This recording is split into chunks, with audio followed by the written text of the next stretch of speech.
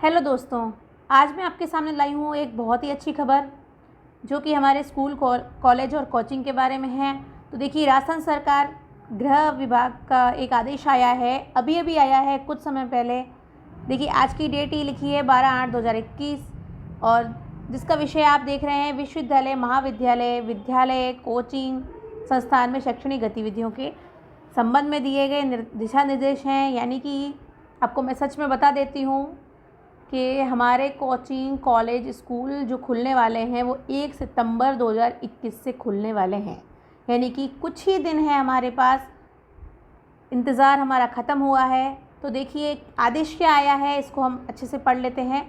मंत्रिमंडल सचिवालय के आदेश दिनांक 24/7/2021 द्वारा राज्य में शिक्षण संस्थाओं को पुनः प्रारंभ करने के लिए दिनांक एवं मानक संचालन प्रक्रिया यानी SOP के निर्णय हेतु मंत्रिगण की समिति का गठन किया गया है, जिसका नोडल विभाग गृह विभाग है। उक्त समिति द्वारा कोविड-19 संक्रमण की रोकथाम हेतु निर्धारित किए गए प्रोटोकॉल एवं चिकित्सा और स्वास्थ्य विभाग द्वारा जारी किए गए दिशा निर्देशों की पालना सुनिश्चित करते हुए शिक्षण संस्थानों को खोलने का निर्णय लिया गया है। अब ये जो निर्णय लिया गया है उसमें क्या क्या शर्तें रखी गई हैं ये देखिएगा।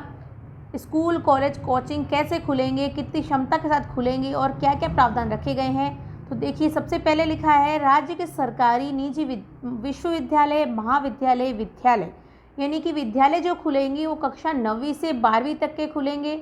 उनकी नियमित शिक्षण गतिविधियों का संचालन 50% क्षमता के साथ दिनांक 1 सितंबर 2021 बुधवार से प्रारंभ किया जाएगा। यह है सबसे बड़ी खबर। आगे देखिए, विश्वविद्यालय, महाविद्यालय, विद्यालय के शैक्षणिक और अशैक्षणिक स्टाफ एवं संस्थान आवागमन हेतु संचालित बस, ऑटो एवं कैब की चालक इत्यादि को 14 दिन पूर्व वैक्सीन की कम से कम एक खुराक अनिवार्य रूप से लेनी होगी। प्रदेश के समस्त कोचिंग संस्थान अपने शैक्षणिक और अशैक्षणिक स्टाफ के वैक्सीन की दोनों खुराक की अनिवार्यता के शर्त के साथ दिनांक 1 सितंबर 2021 से बैठक क्षमता के 50% के साथ संचालित हो सकेंगे। यानी कि कोचिंग संस्थानों के लिए वैक्सीन की दोनों डोज ज़रूरी हैं और विश्वविद्यालय, महाविद्यालय और विद्यालय के लिए जो भी आवागमन के साधन होते हैं, बस, ऑटो, कैब, उनके चालकों के लिए कम से कम एक डोज अनिवार्य रूप से लेनी होगी। आगे आदेश में बताया गया है कि शैक्षणिक और अशैक्षणिक स्टाफ या विद्यार्थियों के आवागमन हेतु संचालित स्कूल, बस, ऑटो, कैब इत्यादि वाहन की बैठक क्षमता के अनुसार ही अनुमत होंगे। यानी कि क्षमता से अधिक विद्यार्थी या स्टाफ वाहन में सफ़र नहीं कर सकेंगे। नियमित कक्षाओं के अध्ययन के लिए छात्रों की बैठक व्यवस्था इस प्रकार की जाएगी कि प्रत्येक कक्ष में छात्रों की उपस्थिति कक्ष की क्षमता के 50% से अधिक नहीं होगी। यानी कि जितनी कक्षा में छात्र हैं उसका 50% ही एक कमरे में हम बैठा सकेंगे। ऑनलाइन डिस्टेंस लर्निंग अध्यापन का प्रेफर्ड माध्यम रहेगा, इसे प्रोत्साहित किया जाएगा। आगे बताया है कि कक्षा 1 से 8वीं तक की नियमित शिक्षण गतिविधियां आगामी आदेश तक केवल ऑनलाइन माध्यम से ही संचालित रहेगी। यानी कि कक्षा 1 से 8वीं तक स्कूल अभी तक नहीं खुले हैं, जो स्कूल की गतिविधियां चल रही हैं, जो पढ़ाई हो रही है वो ऑनलाइन माध्यम से ही होगी। राज्य में शिक्षण गतिविधियों के सुचारू रूप से संचालन हेतु शिक्षण संस्थाओं द्वारा निम्न की पालना सुनिश्चित की जाएगी। यानी क्या क्या शर्तें रखी गई हैं जो मैं आपको बता रही थी। शिक्षण संस्थाओं में आने से पूर्व सभी विद्यार्थियों द्वारा अपने माता पिता, अभिभावक से लिखित में अनुमति लेना अनिवार्य होगा। वे माता पिता या अभिभावक जो अपने बच्चों को अभी ऑफलाइन अध्ययन हेतु संस्थान नहीं भेजना चाहते हैं, उन पर संस्थान द्वारा उपस्थिति हेतु दबाव नहीं बनाया जाएगा एवं उनके लिए ऑनलाइन अध्ययन की सुविधा निरंतर संचालित रखी जाएगी।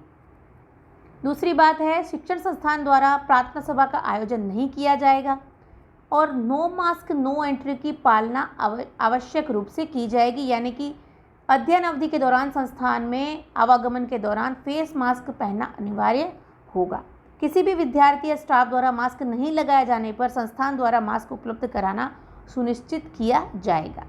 शिक्षण संस्थानों द्वारा प्रत्येक शैक्षणिक और अशैक्षणिक स्टाफ विद्यार्थी की स्क्रीनिंग की व्यवस्था करनी होगी और इसके उपरांत ही प्रवेश दिया जाएगा। इसके आगे बताया गया है कि मुख्य द्वार पर प्रवेश और निकास के दौरान संस्थान परिसर कक्षाओं में सोशल डिस्टेंसिंग का ध्यान रखा जाएगा। यानी कि 2 गज की दूरी रखेंगे और संस्थान में किसी भी स्थान पर विद्यार्थी, अभिभावक या कर्मचारी अनावश्यक रूप से एकत्र ना हो और संस्थान परिसर में स्थित कैंटीन को आगामी आदेशों तक बंद रखा जाएगा। और जो क्लासरूम्स हैं, उनकी कुर्सियां हैं, रेलिंग्स हैं, फर्श है, उनको प्रतिदिन सैनिटाइज किया जाएगा और खिड़की दरवाज़ों को खुला रखा जाएगा ताकि हवा का पर्याप्त प्रभाव सुनिश्चित हो। संस्थान में प्रतिदिन काम में आने वाली स्टेशनरी और अन्य उपकरणों को भी सैनिटाइज करना अनिवार्य होगा। सार्वजनिक स्थान पर थूकने पर प्रतिबंध हो एवं उल्लंघन किए जाने पर नियमानुसार आर्थिक दंड कार्य किया जावे। इसके बाद अगर कोई भी विद्यार्थी, शिक्षक या कार्मिक कोविड पॉजिटिव या फिर संभावित संक्रमण की स्थिति हो तो संस्था द्वारा उस कक्ष को 10 दिनों के लिए बंद किया जाएगा। और यदि किसी विद्यार्थी या किसी शिक्षक या किसी कार्मिक में अगर कोविड-19 के लक्षण पाए गए तो उसे तुरंत निकट के अस्पताल या कोविड सेंटर में भर्ती कराया जाएगा और इसके लिए संस्थान ही एम्बुलेंस की व्यवस्था करेगा। प्रदेश के शिक्षण संस्थाओं को खोले जाने के संबंध में विस्तृत दिशा निर्देश शिक्षा विभाग, उच्च शिक्षा विभाग द्वारा जारी किए जाएंगे। यानी कि कोई भी आदेश में या इस दिशा निर्देश में फेरबदल होगी तो आपको सूचना कर दी जाएगी। जिला मजिस्ट्रेट द्वारा शिक्षण संस्थानों में कोरोना प्रोटोकॉल एवं उक्त दिशा निर्देशों की अनुपालना की मॉनिटरिंग हेतु एक नोडल अधिकारी की नियुक्ति की जाएगी। अंतिम में कोविड-19 के संक्रमण से बचाव के लिए अनिवार्य है कि समस्त विद्यालय द्वारा उपयुक्त दिशा निर्देशों की पालना अनिवार्य रूप से सुनिश्चित करें। तो ये हमारा आदेश था जो प्रमुख शासन सचिव गृह अभय कुमार जी के यहाँ हस्ताक्षर किए गए हैं। देखिए, ये बिल्कुल ही ऑथेंटिक न्यूज़ है। ये आदेश अभी कुछ समय पहले ही आया है, इसलिए सिर्फ ये सूचना आपको देनी थी कि जो हमारे स्कूल, कॉलेज, कोचिंग है वो 1 सितंबर से खुल रहे हैं। विद्यार्थी अपनी तैयारी कर ले हुए हैं स्कूल जाने के लिए। बहुत दिनों से घर पे बैठे बोर हो गए थे, तो अब स्कूल जाने के लिए आप तैयार रहें। धन्यवाद।